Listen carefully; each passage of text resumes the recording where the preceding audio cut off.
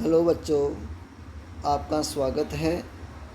और आज हम कक्षा 9th के जो ज्योग्राफी सब्जेक्ट से संबंधित प्रथम जो लेसन आपका भारत की आकार और स्थिति से संबंधित महत्वपूर्ण क्वेश्चन लेकर आए हैं। और ये महत्वपूर्ण क्वेश्चन आपके लिए एग्ज़ाम के लिए बहुत ही इम्पोर्टेंट है। तो देखो बच्चों, पहला क्वेश्चन है, भारत के मध्य से कौन सी रेखा गुजरती है? तो इसमें प्रथम विकल्प है कर्क रेखा, सेकंड विकल्प मकर रेखा, थर्ड विकल्प भूमध्य रेखा और फोर्थ विकल्प है विषुवत रेखा। तो बताइए बच्चों, इसमें भारत के मध्य से कौन सी रेखा गुजरती है? तो इसमें सही आंसर होएगा कर्क रेखा। नेक्स्ट क्वेश्चन है, भारत की स्थलीय सीमा की कुल लंबाई है। तो बच्चों, इसमें भारत की स्थलीय सीमा की कुल लंबाई आपको बतानी है। तो प्रथम विकल्प 6000 किलोमीटर, सेकंड विकल्प 7000 किलोमीटर, थर्ड विकल्प 10,000 किलोमीटर और फोर्थ विकल्प 15,200 किलोमीटर। तो बताइए बच्चों, इसका आंसर क्या होएगा? तो इसका आंसर होएगा बच्चों 15,200 किलोमीटर।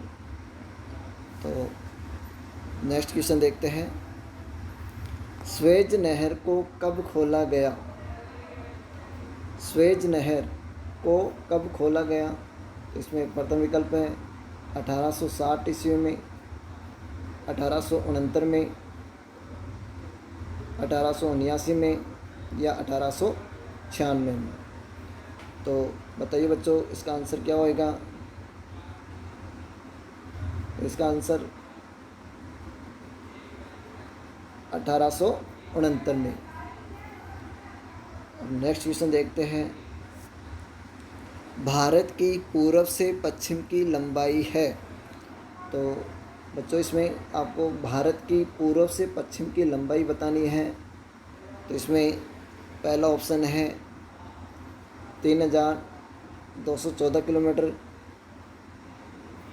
सेकंड ऑप्शन है इसमें 2,933, थर्ड ऑप्शन है इसमें 15,200 किलोमीटर और फोर्थ विकल्प है इसमें 3,000 किलोमीटर। तो बताइए बच्चों, इसका आंसर क्या होएगा? तो इसका आंसर है 2,933 किलोमीटर। तो ये जैसे भारत है, तो ये अपना भारत है और इसमें आपसे पूछा गया है भारत की पूर्व से पश्चिम की लंबाई। तो ये पूर्व दिशा है और ये पश्चिम दिशा है। तो इसकी टोटल लंबाई कितनी है? 2,933 किलोमीटर है। तो ये याद रखना बच्चों। तो नेक्स्ट क्वेश्चन है, भारत की उत्तर से दक्षिण की कुल लंबाई कितनी है? यानी भारत की उत्तर से दक्षिण की कुल लंबाई आपको बतानी है। तो पहला ऑप्शन है 3,214 किलोमीटर, सेकंड ऑप्शन है 2,933 किलोमीटर, थर्ड ऑप्शन है 4,000 किलोमीटर या फोर्थ विकल्प है 2,400 किलोमीटर। तो बताइए बच्चों, इसका आंसर क्या आएगा? तो इसका आंसर है 3,214 किलोमीटर। तो जैसे कि ये अभी अपन देखे थे पूर्व से पश्चिम, और इस क्वेश्चन में आपसे पूछा जा रहा है उत्तर से दक्षिण की लंबाई आपको बतानी है। जैसे ये अपना भारत है, तो इस भारत की ये वाली लंबाई जो है उत्तर से दक्षिण की लंबाई मानी जाती है, क्योंकि ये उत्तर दिशा है और ये दक्षिण दिशा है। तो इसकी टोटल लंबाई कितनी हो जाती है? 3214 यानी 3,214 किलोमीटर है। तो नेक्स्ट क्वेश्चन देखते हैं बच्चों, निम्न में से भारत की मानक यामोत्तर रेखा है। तो देखो बच्चों, इसमें आपको भारत की मानक यामोत्तर रेखा को देखना है। तो बताइए बच्चों, इसमें भारत की जो मानक यामोत्तर रेखा है या समय मानक रेखा कह सकते हो। तो पहला ऑप्शन है 82 degree 30 minute, 23 degree 30 minute, 35 degree 30 minute या 46 डिग्री 30 मिनट। तो बताइए बच्चों इसका आंसर क्या आएगा। तो इसका आंसर है 82 डिग्री 30 मिनट। इसको अपन 82.5 डिग्री भी कह सकते हैं।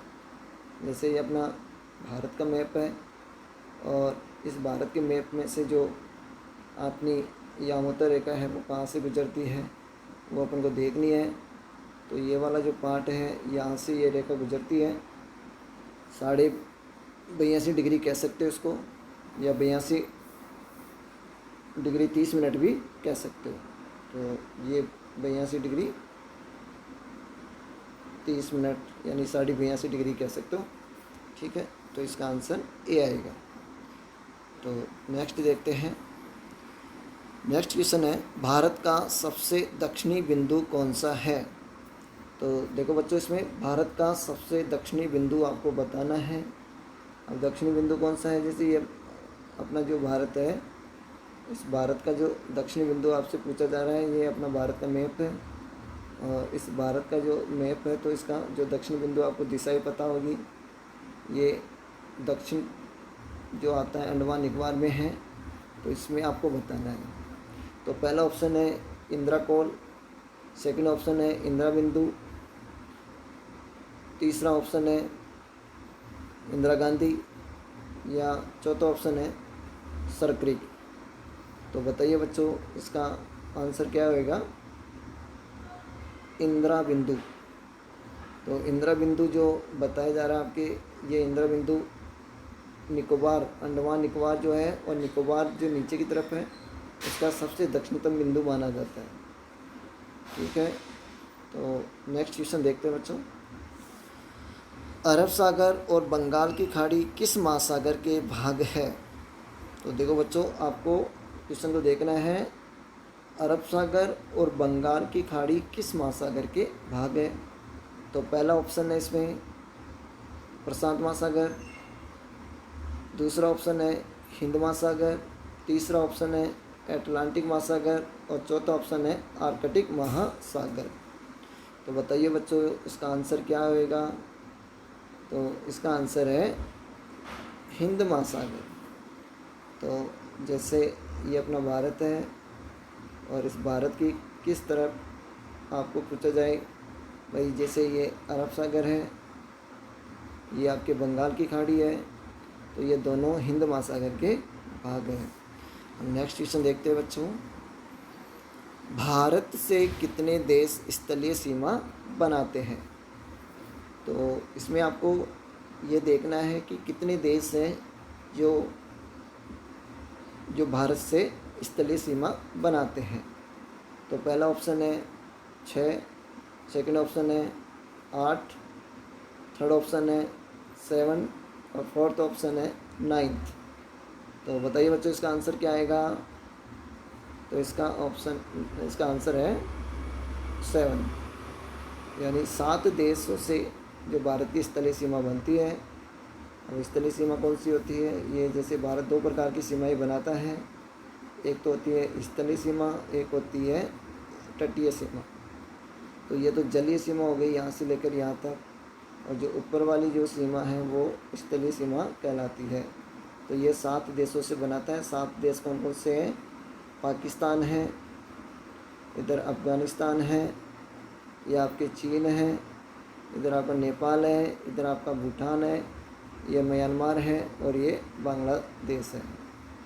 तो ऐसे भारत 7 देशों से स्थलीय सीमा बनाता है। तो नेक्स्ट देखते हैं बच्चों। नेक्स्ट क्वेश्चन है, निम्न में से कौन सा देश भारत से स्थलीय सीमा नहीं बनाता। तो देखो बच्चों इसमें ये क्वेश्चन पूछा जा रहा है कि ऐसा कौन सा देश है जो भारत से स्थलीय सीमा नहीं बनाता। तो पहला ऑप्शन है बांग्लादेश, दूसरा ऑप्शन है श्रीलंका, तीसरा ऑप्शन है नेपाल और चौथा ऑप्शन है भूटान। तो बताइए बच्चों, इसका आंसर क्या आएगा? कौन सा देश स्थलीय सीमा नहीं बनाता है? ये आपसे क्वेश्चन पूछा जा रहा है। स्थलीय सीमा की बात कर रहा है ये, तो इनमें से कौन सा देश है जो स्थलीय सीमा नहीं बनाता है? वो है आपका श्रीलंका। तो नेक्स्ट क्वेश्चन देखते हैं बच्चों। भारत की आकृति कैसी है? तो इसमें बच्चों आपसे क्वेश्चन पूछा जा रहा है कि जो अपना भारत है उसकी आकृति कैसी है। जैसे ये अपना भारत हो गया, तो इस भारत की आकृति आपको किस प्रकार से दिखाई देती है वो देख के बतानी है। तो त्रिभुज के समान, त्रिभुज तो आपका ऐसा होता है, उसके समान नहीं हो सकती। चतुष्कोण के समान, चतुष्कोण ऐसा हो सकता है। फिर आयत के समान, आयत ऐसा होता है। और एक होता है वृत्त के समान। तो बताइए बच्चों, इसमें आंसर क्या आएगा? त्रिभुज, चतुष्कोणीय, आयत या वृत्त? तो आपको कौन सा इसमें आंसर दिखाई दे रहा है? और वो है चतुष्कोण के समान। फिर नेक्स्ट क्वेश्चन है, विश्व की सबसे ऊंची पर्वत चोटी है। तो इस क्वेश्चन में आपसे पूछा जा रहा है कि विश्व की सबसे ऊंची चोटी कौन सी है, वो बताना आपको। तो पहला ऑप्शन है कंचनजंगा, सेकंड ऑप्शन है माउंट एवरेस्ट, थर्ड ऑप्शन है माउंट आबू और फोर्थ ऑप्शन है गुरु शिखर। तो बताइए बच्चों, इसमें आंसर क्या आएगा? विश्व की सबसे ऊंची पर्वत चोटी कौन सी है? तो ये है आपकी माउंट एवरेस्ट। तो विश्व की सबसे ऊंची चोटी है माउंट एवरेस्ट। फिर नेक्स्ट क्वेश्चन है, भारत किस गोलार्ध में स्थित है? तो ये बताइए बच्चों, भारत किस गोलार्ध में स्थित है? तो पहला ऑप्शन है उत्तरी गोलार्ध, सेकंड ऑप्शन है दक्षिणी गोलार्ध, थर्ड ऑप्शन है पश्चिमी गोलार्ध और फोर्थ ऑप्शन है पूर्वी गोलार्ध। तो बताइए बच्चों, इसका आंसर क्या आएगा? तो इसका आंसर है उत्तरी गोलार्ध। तो एक बार इससे समझ लो बच्चों कौन कैसे क्या है। मैं जैसे ये अपनी पृथ्वी है और इस पृथ्वी के मध्य से एक रेखा गुजरती है और उसका नाम है 0 डिग्री अक्षांश रेखा। इसी रेखा को भूमध्य रेखा कह सकते हैं या विषुवत रेखा भी कह सकते हैं। तो ये जो रेखा है पृथ्वी के बिल्कुल मध्य से गुजरती है। तो ये दो भागों में पृथ्वी को बांटती है, उत्तरी गोलार्ध और दक्षिणी गोलार्ध। तो जो भारत है वो यहाँ पर स्थित है, तो इसलिए अपन इसको उत्तरी गोलार्ध मानते हैं। तो भारत बताओ किस गोलार्ध में है? उत्तरी गोलार्ध में। तो नेक्स्ट क्वेश्चन है, भारत का दक्षिणी बिंदु इंदिरा बिंदु कब सुनामी के कारण डूब गया था? तो अभी ये क्वेश्चन अपन देखे थे कि भारत का जो दक्षिणी बिंदु है वो यानी दक्षिण बिंदु कौन सा था? तो वो इंदिरा बिंदु था। लेकिन इस क्वेश्चन में ये पूछ रहा है कि इंदिरा बिंदु कब सुनामी के कारण डूब गया था, वो आपको बताना है बच्चों। तो इसमें जो पहला ऑप्शन है वो है 2005, दूसरा ऑप्शन है 2004, तीसरा ऑप्शन है 2006 और चौथा ऑप्शन है 2007। तो बताइए बच्चों, इसका आंसर क्या आएगा? तो इसका आंसर है 2004। तो 2004 में ये सुनामी के कारण डूब गया था। तो नेक्स्ट देखते हैं, धौलागिरी पर्वत या इसको पर्वत चोटी कह सकते हो। तो धौलागिरी पर्वत या पर्वत चोटी किस देश में स्थित है, वो आपको बताना है। पहला option Nepal, second option Bharat, third option Bhutan और फोर्थ ऑप्शन है चीन। तो सोचकर बताइए बच्चों, इसका आंसर क्या आएगा? तो इसका आंसर है नेपाल। तो धौलागिरी पर्वत या चोटी कहाँ पर है? नेपाल में स्थित है। फिर नेक्स्ट क्वेश्चन है बच्चों, इंदिरा बिंदु कितने डिग्री अक्षांश पर स्थित है? तो देखो, इंदिरा बिंदु को लेकर फिर एक क्वेश्चन पूछा जा रहा है कि इंदिरा बिंदु कितने डिग्री अक्षांश पर स्थित है। तो इसका आंसर पहला ऑप्शन है इसका पहला ऑप्शन है 6 डिग्री 45 मिनट पूर्वी अक्षांश, 8 डिग्री 4 मिनट पूर्वी अक्षांश, 6 डिग्री 45 मिनट पश्चिमी अक्षांश या 8 डिग्री 4 मिनट पश्चिमी अक्षांश। तो बताइए बच्चों इसका आंसर क्या आएगा। तो इसका आंसर है 6 डिग्री 45 मिनट पूर्वी अक्षांश।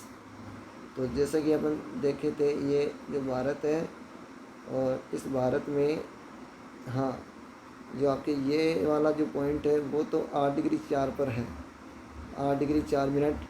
लेकिन ऐसे ही जो अंडमान निकोबार है उसका जो दक्षिणतम बिंदु है ये है आपके 6 डिग्री 45 मिनट पर। ठीक है, तो इसका आंसर आएगा ए। अब नेक्स्ट क्वेश्चन देखते हैं बच्चों। भारत में स्थित सबसे ऊंची पर्वत चोटी है। तो इसमें आपसे क्वेश्चन पूछा जा रहा है कि भारत में स्थित सबसे ऊंची पर्वत चोटी कौन सी है। तो पहला option Guru Shikhar, second option है माउंट आबू, तीसरा ऑप्शन है माउंट एवरेस्ट और चौथा ऑप्शन है कंचनजंगा। तो बताइए बच्चों इसमें क्या आंसर हो सकता है। तो इसका आंसर है कंचनजंगा। तो भारत में स्थित सबसे ऊंची पर्वत चोटी कंचनजंगा है। नेक्स्ट देखते हैं क्वेश्चन। अंडमान व निकोबार कहाँ स्थित है।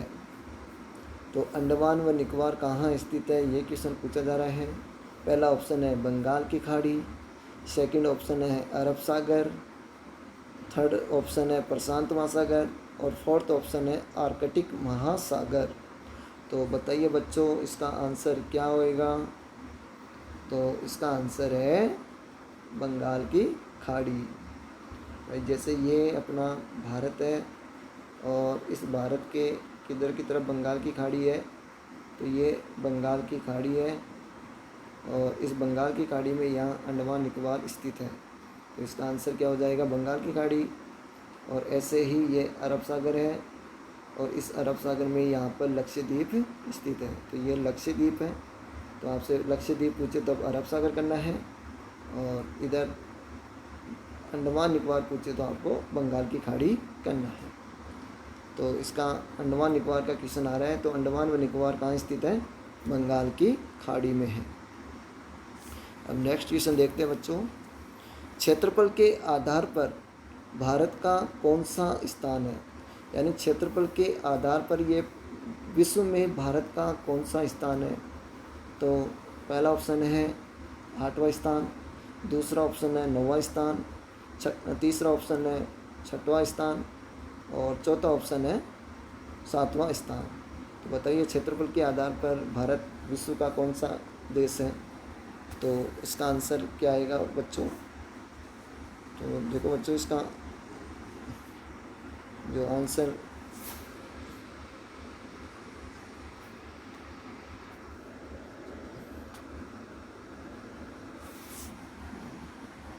तो इसका आंसर क्या आएगा बच्चों। हाँ, तो इसका आंसर है आपके जो क्वेश्चन यह है कि क्षेत्रफल के आधार पर भारत का कौन सा स्थान है।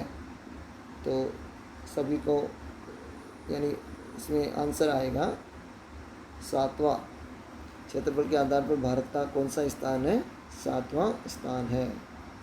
तो नेक्स्ट है भारत का क्षेत्रफल विश्व के क्षेत्रफल का कितना प्रतिशत भाग है।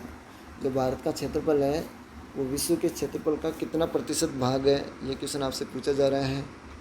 तो इसमें क्या आंसर आएगा बच्चों। यानी जो भारत का क्षेत्रफल है वो विश्व के क्षेत्रफल का कितना प्रतिशत भाग है। तो आपको करना है इसमें पहला ऑप्शन है 3.4%, दूसरा ऑप्शन है 2.4%, तीसरा ऑप्शन है 1.4% और चौथा ऑप्शन है 5.4%। तो बताइए बच्चों इसका क्या आंसर आएगा। तो इसका आंसर आएगा 2.4%। तो 2.4% जो भारत का क्षेत्रफल है विश्व के कुल क्षेत्रफल का, तो विश्व के कुल क्षेत्रफल को भारत का क्षेत्रफल पूछे तो 2.4% करना है। ठीक है, तो ये अपने इम्पोर्टेंट क्वेश्चन थे जो आपकी एग्ज़ाम की दृष्टि से बहुत ही इम्पोर्टेंट रहेंगे। तो ठीक है बच्चों, नेक्स्ट वीडियो में मिलते हैं। ओके।